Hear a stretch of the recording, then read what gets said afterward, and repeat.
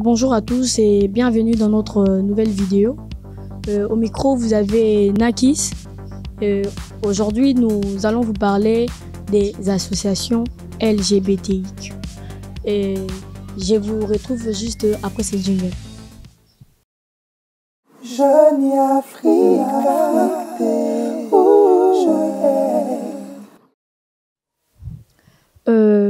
nous voilà revenus.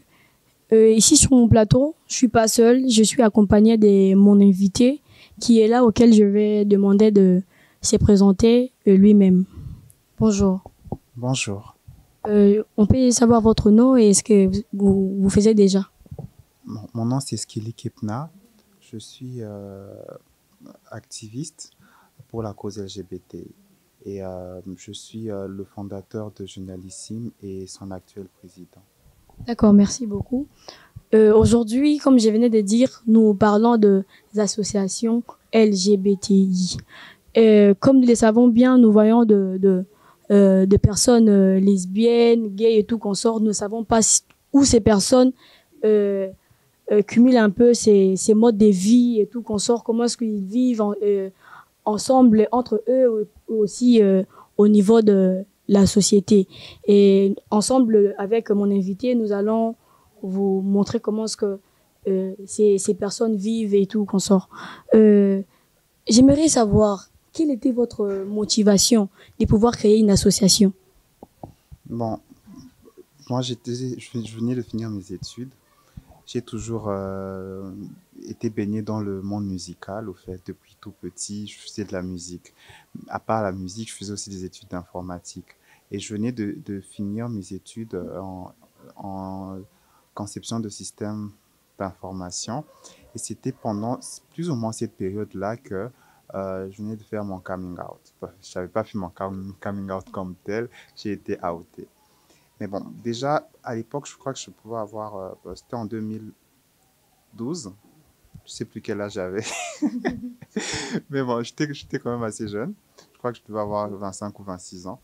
Et pour moi, ça devenait invivable de faire semblant d'être quelqu'un que je ne suis pas. De paraître comme un hétérosexuel alors que je n'étais pas. Après, l'idée, c'est aussi de dire à tout le monde que j'étais gay, hein, mais c'était simplement de me donner le droit d'être moi-même. Alors, l'idée de créer une association est venue un jour. J'étais chez un ami et à l'époque, déjà, j'avais des problèmes avec la famille et tout. Je passais tout mon temps chez cet ami-là et avec mon petit ami. À l'époque, c'était mon petit ami. Maintenant, ce n'est plus le cas. C'est mon fiancé maintenant. Donc, il m'avait fait un cadeau.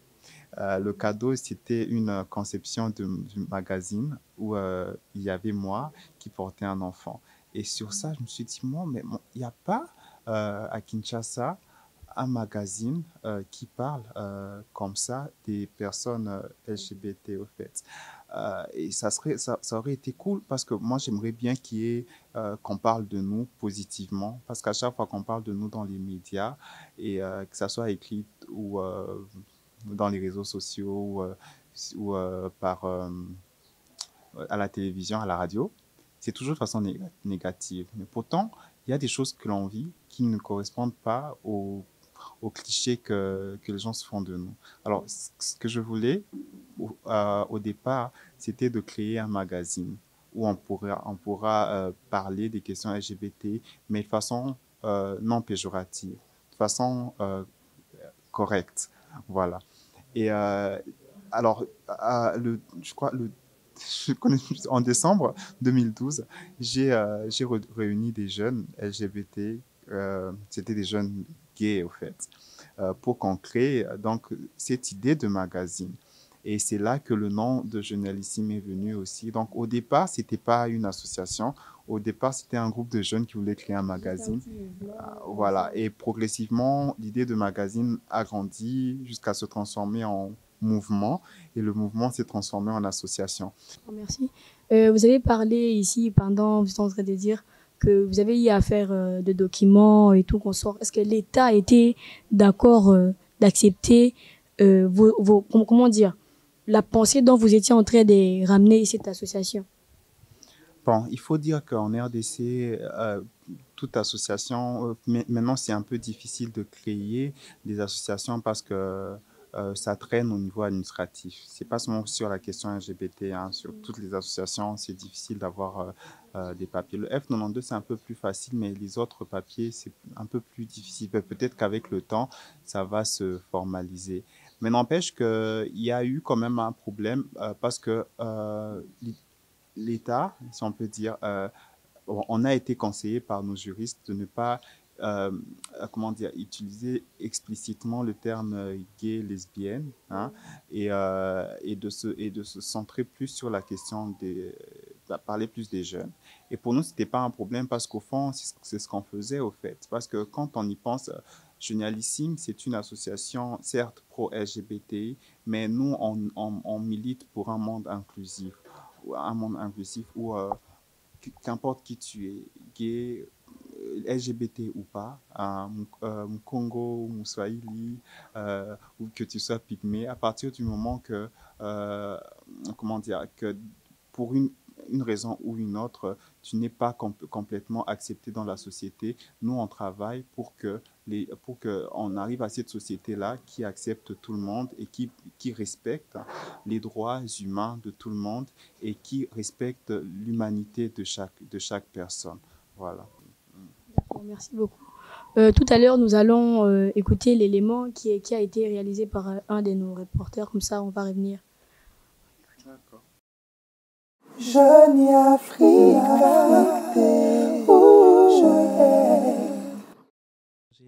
Bonjour Elias. Alors vous êtes le leader ici à Kinshasa d'un mouvement pour LGBT. Alors pouvez-vous nous parler de ces mouvements? Comment est-ce que ça a commencé? Quand est-ce que ça a vu le jour? Et nous dire où se trouve le siège ici à Kinshasa précisément. Oui, effectivement, je suis le leader d'un mouvement qui s'appelle House of Rainbow. C'est une structure, une communauté religieuse, un mouvement religieux qui ici à Kinshasa a vu le jour le 20 septembre 2017. Le 20 septembre 2017. S'il faut parler un peu de la jeunesse, de la petite histoire, c'est que House of Rainbow est une communauté déjà internationale parce qu'elle n'a pas commencé ici, elle a commencé à Berlin et puis au Nigeria, en Afrique du Sud, en tout cas plusieurs endroits ailleurs qu'ici en RDC. Et c'est depuis 2017 qu'elle s'est installée ici en RDC. Le visionnaire, le fondateur de House of Rainbow, c'est le révérend J.D. Le révérend J.D. est un pasteur chrétien ouvertement homosexuel. Un pasteur qui croit en Dieu et qui croit aussi que les homosexuels ont aussi une foi et ont droit d'avoir une foi, de prier et de croire en Dieu. Donc, le pasteur, le révérend J.D. est un théologien, un grand théologien possédant plusieurs diplômes. Et du reste, c'est un merveilleux pasteur avec un grand cœur, un très bon chrétien, un très bon prédicateur. Voilà, donc c'est un peu ça la petite histoire. D'accord. Sinon, votre organisation, la porte est ouverte à tout le monde ou seulement les personnes minoritaires, homosexuelles, lesbiennes, je ne sais pas moi, putes, tout ce qu'on peut voir dans la minorité? C'est une église. Une église, c'est ouvert à tout le monde. Ouvert à tout le monde. Et ça devrait être pareil partout ailleurs. Malheureusement, ce n'est pas pareil partout ailleurs. Voilà pourquoi aujourd'hui il y a House of Rainbow. Parce que House of Rainbow, qui que tu sois hétéro, que tu sois enfant de la rue, que tu sois enfant dit sorcier, que tu sois prostituée et que tu sois peut-être pas chrétien, bien que à l'origine, le fondateur, il est chrétien. Moi, je suis chrétien, mais c'est l'église de Dieu.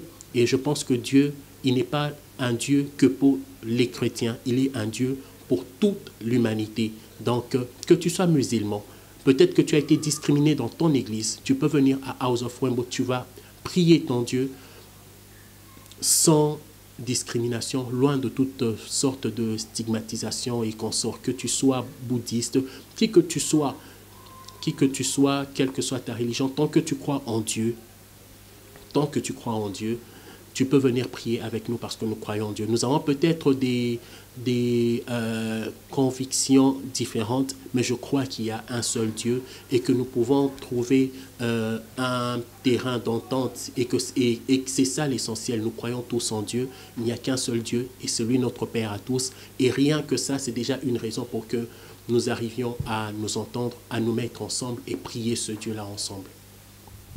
Merci beaucoup, Angelo, pour cette intervention. Je vous en prie. Jeune Africain, où je vais. Nous venons d'écouter l'élément qui a été réalisé par l'un de nos reporters. Nous avons entendu tous ensemble. Est-ce que ça vous fait comment quand vous voyez tous ces gens qui militent pour la cause LGBTI? Pour moi, c'est un plaisir parce qu'il y a encore quelques années, la question LGBT était une question taboue. Bon, les personnes LGBT existaient.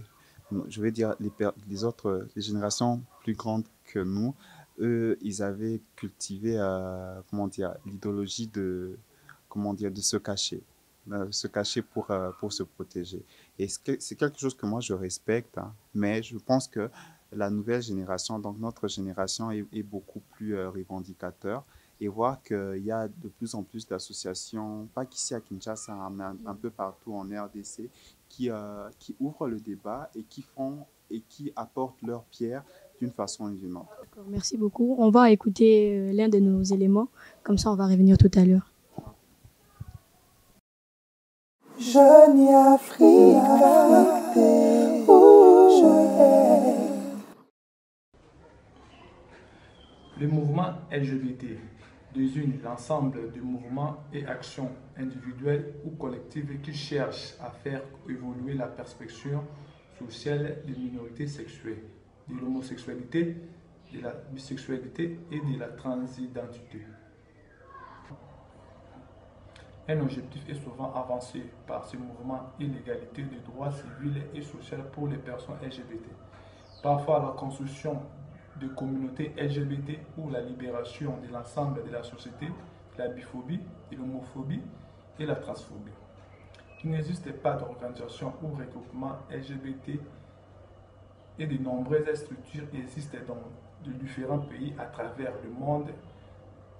Ce mouvement est concrétisé de notamment des actions militantes, culturelles, artistiques ou de manifestations de rue telles que les marches de fierté. Jeune Africain, où je vais. Nous venons d'écouter l'élément qui est fait par notre reporter Michel. Il a évoqué le point sur le marche de fierté. J'aimerais bien savoir, est-ce que ces marches de fierté pour lutter la cause LGBT, est-ce que ici au Congo, précisément à Kinshasa, ça se fait aussi? Non, à Kinshasa, il n'y a pas de marche qui se fait parce que, bon, déjà marcher hein, à Kinshasa en RDC, c'est un problème. Je crois que tu te souviens de l'histoire de Rossi et tout.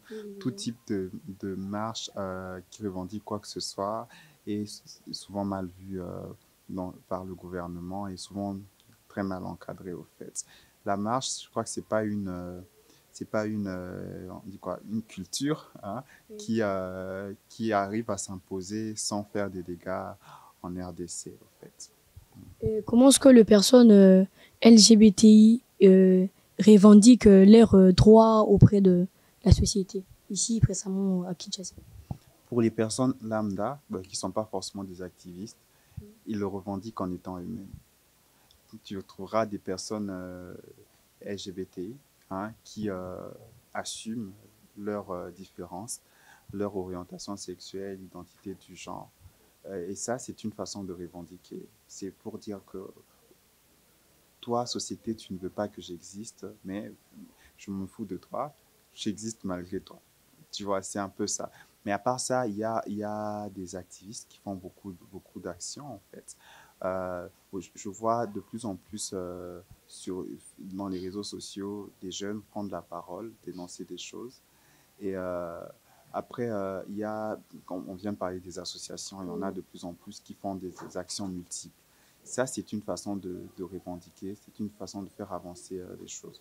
Après, je ne peux pas me limiter simplement aux LGBT. Je pense qu'il y a aussi des structures qui ne sont pas forcément LGBT et qui se rallient à la cause. Des structures parfois féministes, parfois qui supportent, dans leur cause et plutôt d'autres communautés et qui se rallient à la cause. Les choses sont en train d'évoluer petit à petit dans ce sens-là. D'accord, merci beaucoup. Nous allons déjà vers la fin de notre émission d'aujourd'hui. Est-ce que vous avez quelque chose à dire, genre un mot de la fin, pour pouvoir édifier tous ceux gens qui sont en train de nous entendre maintenant? Bon, la première chose, ça serait de dire merci. Merci de m'avoir donné la parole. Et j'ai pas grand-chose à dire, juste à dire que je vous encourage beaucoup dans le travail que vous faites à Jeune Africa. Parce que vous ne vous en rendez pas compte, mais beaucoup de jeunes arrivent à voir en vous un miroir. Parce que vous réussissez à parler de certains sujets, ils se disent que, bon, au fait, on n'est pas anormal, au fait, on peut, au fait, et ça, c'est beaucoup, au fait. Et moi, je vous dis merci, merci, merci, merci pour cela. Merci beaucoup. Au micro, c'était Nakis, et avec mon invité, Skelly Kepna. Vraiment, j'étais ravie d'être là avec vous et continuez à maximiser vos j'aime et abonnez-vous à notre page Jeune Africa. Nous sommes sur Facebook, nous sommes sur Instagram avec le nom Jeune Africa. Continuez de nous aider à pouvoir avoir plus des abonnés. Donc, on a vraiment besoin de vous, de nous entendre et nous donner vos avis par rapport à tous ces travaux que nous sommes en train de faire. En tout cas, je vous revois très prochainement. Au revoir.